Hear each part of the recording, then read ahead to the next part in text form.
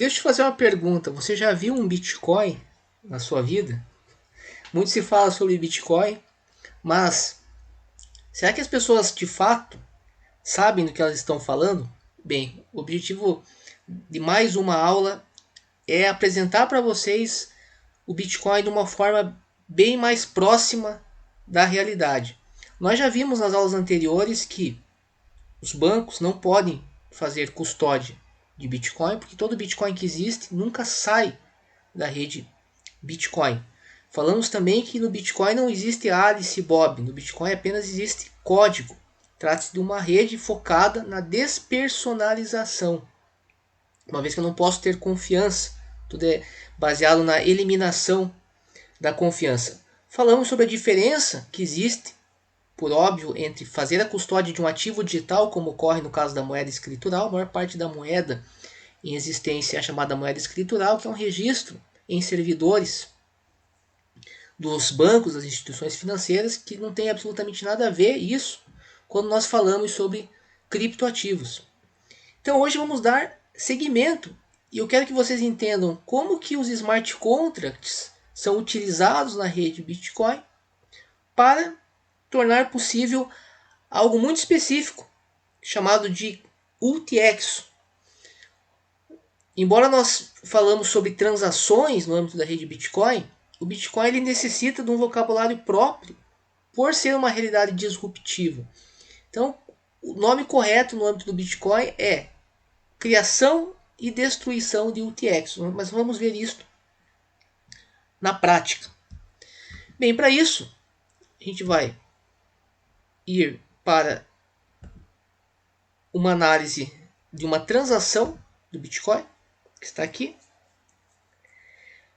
O que eu tenho aqui basicamente? Bem, quando nós fazemos uma transação, nós vimos isso na aula anterior, Alice, por exemplo, que é transferir moeda escritural para Bob, ela transfere o quê? Transfere um determinado valor. Este valor que é transferido é efetivamente a moeda. Aqui que nós temos uma transação, os dados, né, relacionados a uma transação, o valor está aqui, ó. Por exemplo, certo? Ou aqui. Então o Bitcoin efetivamente é isso.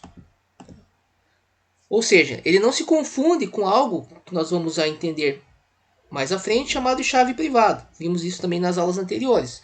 Não posso confundir Bitcoin com chave privada. São conceitos totalmente diversos. Aqui, o valor está aqui, o Bitcoin está aqui. Fora isso, eu tenho...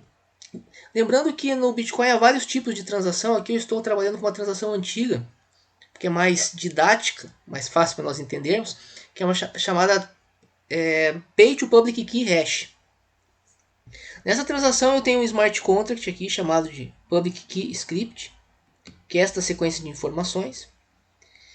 E tenho a assinatura da transação e a chave pública neste campo aqui chamado SIG Script. Certo?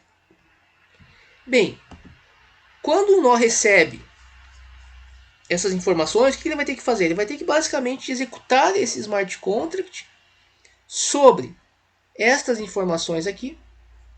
E se a execução for correta, significa que a transação é válida. O que nós vamos fazer hoje é realizar esse trabalho, mas de forma manual, para que fique mais clara as diferenças conceituais que são importantes para a definição do que é o Bitcoin efetivamente.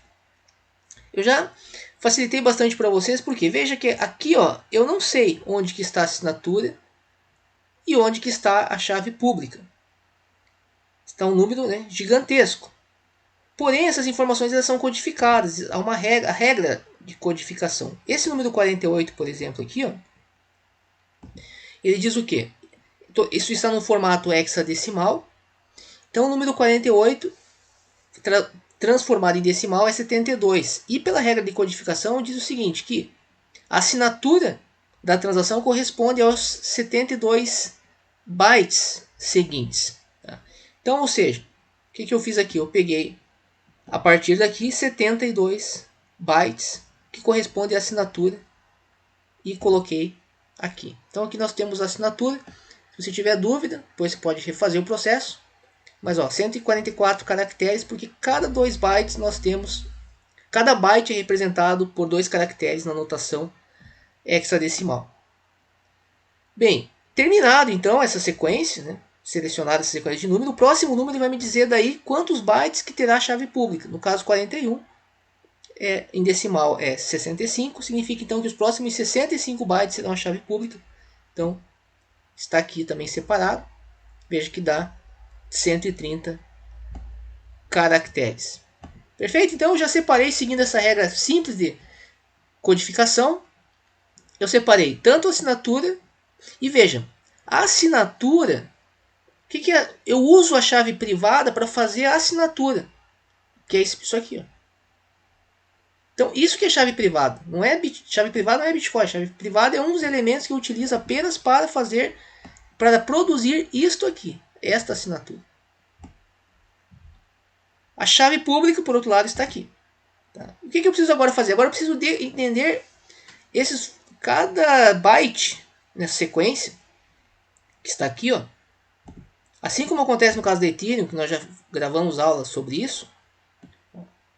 Cada byte corresponde a uma instrução e eu posso ter valores. O smart contract nada mais é do que a aplicação de instruções chamadas de opcode sobre determinados valores conforme a lógica estabelecida na notação polonesa reversa, que basicamente determina a linguagem, né, baseada em pilhas. Nós vamos já ver na prática.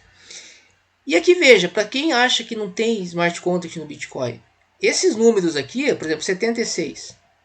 Como é que eu sei que existe aqui uma linguagem de script, da mesma forma como existe também no âmbito da Ethereum, aqui no Yellow Paper?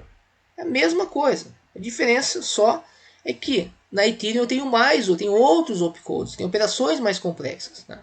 Mas isso não significa que isso aqui deixe de ser um smart contract. Isso aqui continua sendo um smart contract.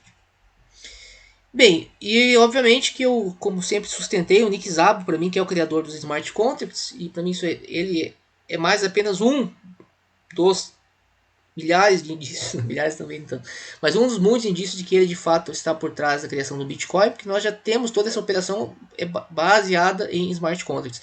Então o 76 aqui ele vai corresponder ao opcode OPDUP, depois você pode checar, tá? Mas é o OPDUP que está aqui, OPDUP, ó, em hexadecimal, que vai simplesmente duplicar os itens, né, que estarão sendo incluídos na pilha. E onde que está a pilha? A pilha está aqui, ó. Deixa eu atualizar aqui. Então eu tenho aqui um simulador onde eu posso testar esse processo de validação, fazer manualmente para entender bem a linguagem de programação do Bitcoin. Então eu já vou até começar fazendo o quê? Colocando os itens na pilha. É o primeiro passo antes de aplicar os opcodes. Então primeiro eu coloco a assinatura digital.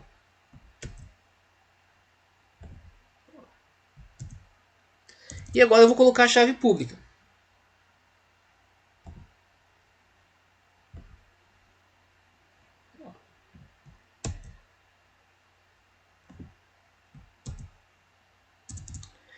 Certo? E agora eu começo a executar as instruções que estão nos smart contract, no smart contract 76, então ele equivale ao OPDUP. Então eu vou escrever aqui OPDUP e posso se eu executar então esse processo, vocês vão entender bem o que eu quero dizer com pilha. Coloco o primeiro item, o segundo, e aí duplica o segundo item. Ó. Veja que está duplicado. Então essa que é a linguagem, a lógica da notação polonesa reversa. Você vai colocando um item em cima do outro, como se fosse uma pilha de pratos, e aí há um conceito, né, de last in, first out, ou seja, o último elemento que entra é o primeiro que vai sair. E as operações básicas é o push e pop. Temos um curso que nós ensinamos a criar essa linguagem, uma linguagem de programação como essa, utilizando apenas JavaScript. Perfeito. Aí agora, qual que é a próxima instrução do nosso Smart Contract? A próxima instrução é o A9. O A9 representa um opcode que vai mandar eu fazer 2 hashes sobre a chave pública. Tá? Que vai ser aqui o... Cadê o... Vou escrever aqui. Hash... Ah, tá aqui. Ó. Op hash 160. Esse aqui. Tá? Vou colocar aqui.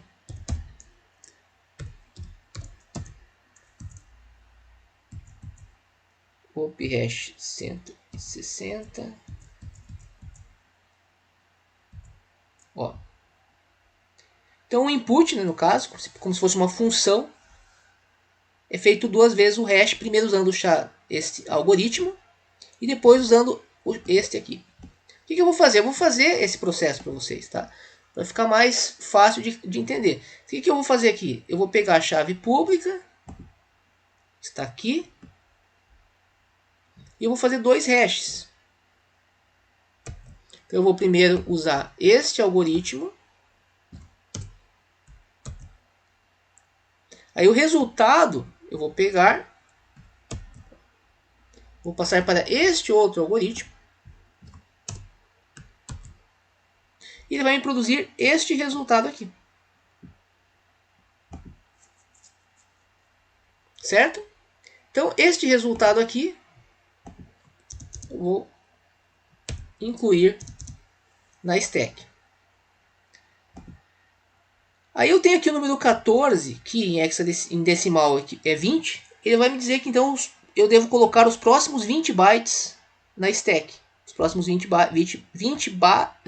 bytes do nosso smart contract é esse aqui. Ó.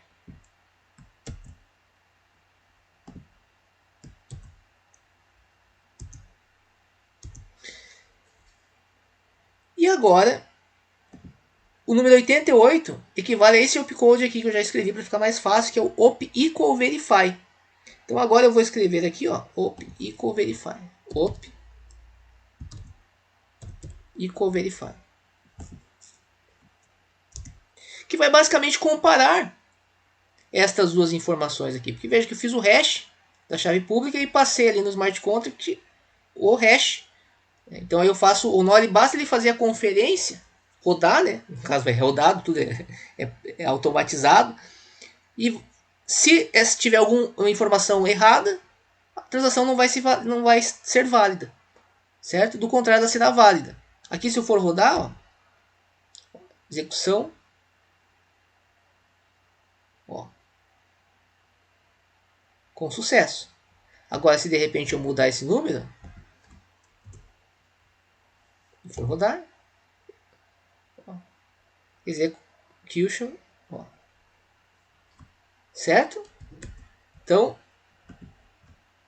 bem interessante, né? Veja que não é nada de misterioso. O que falta eu fazer agora? Bem, agora tem o AC. O AC é o check sig. Ele vai verificar basicamente a assinatura digital. Então, aqui se nós formos ver aqui o check sig, ó,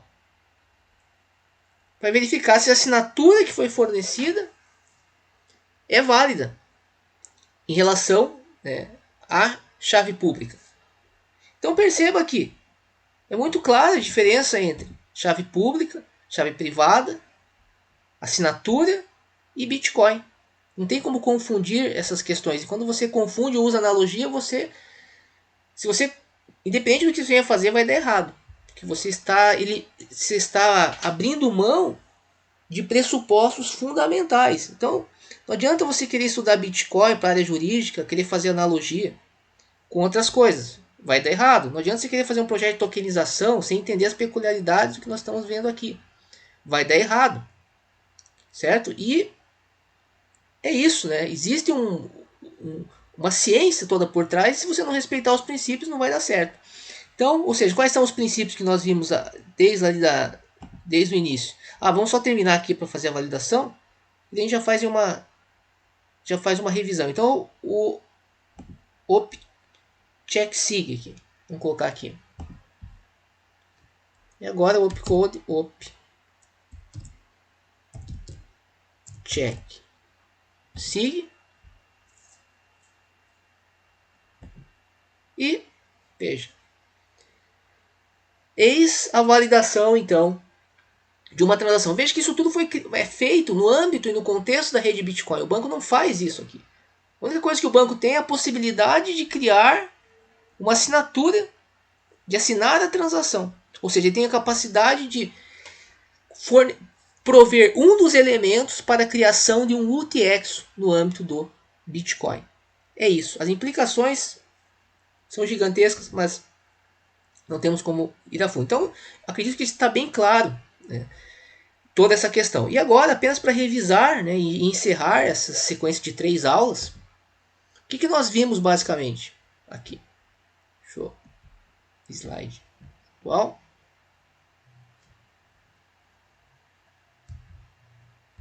O que nós vimos basicamente foi, primeiro, a importância de você entender que a rede Bitcoin não se confunde com esta rede aqui. Se eu quiser criar um sistema, seja centralizado e ao mesmo tempo conectado com uma rede distribuída, eu vou arcar com este custo e vou arcar com este custo aqui. Ou seja, muitos casos, a grande maioria dos casos, não vai compensar, não vai trazer benefício para o usuário. Todos os problemas de segurança que eu tenho aqui, eu também tenho que levar em consideração os problemas que eu tenho aqui.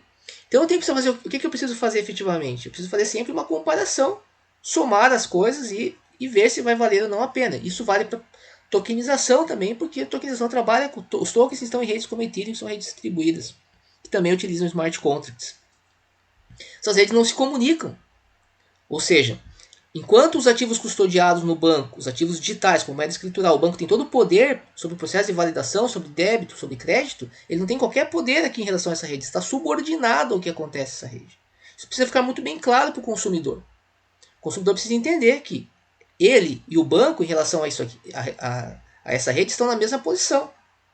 Então, esse serviço que está sendo oferecido, é preciso sopesar muito bem os prós e os contras disso. Certo? Precisa ficar bem claro. Quando o banco fala que faz custódia de Bitcoin, ele está querendo dar a entender que ele faz a custódia, que ele tem o mesmo poder que ele tem, como se ele tivesse nos ativos que ele costuma custodiar, físicos e digitais. Não, ele não tem o mesmo poder. Há uma série de outros riscos.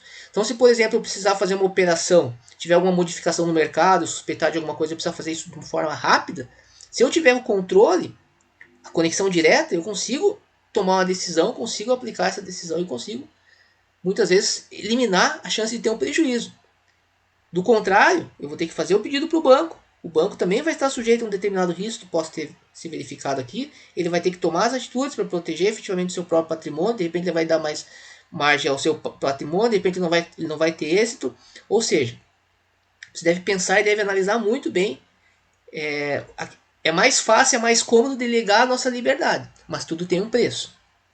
Falamos aí também sobre a questão da transação. A ideia de transação não se aplica no Bitcoin, acabamos de ver isso na prática. Tá? Aqui eu tenho uma questão de dados pessoais, eu preciso ter um banco de dados, eu preciso registrar a Alice, eu preciso registrar os dados de Alice, eu preciso registrar um crédito para Alice, que vai para Bob. Tudo isso controlado por servidores, esses servidores também, que são poucos. Acontecer alguma coisa, as informações são perdidas.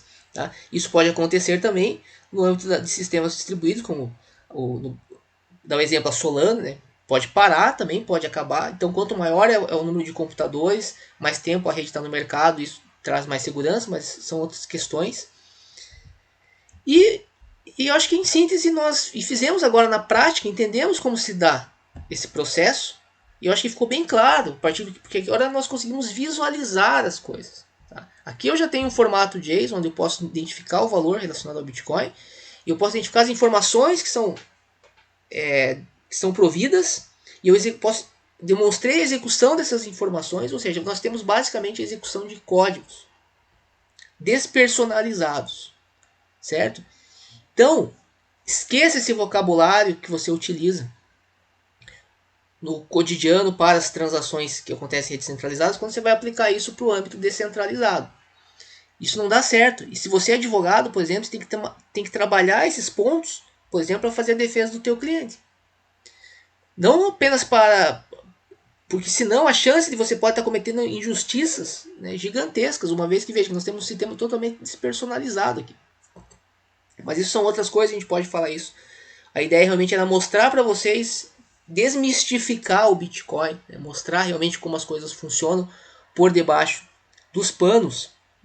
E é técnica pura, é ciência da computação, é execução de códigos, porém numa lógica muito diversa daquela com a qual nós estamos acostumados. Ok? Então, espero que vocês tenham gostado e nos vemos na próxima.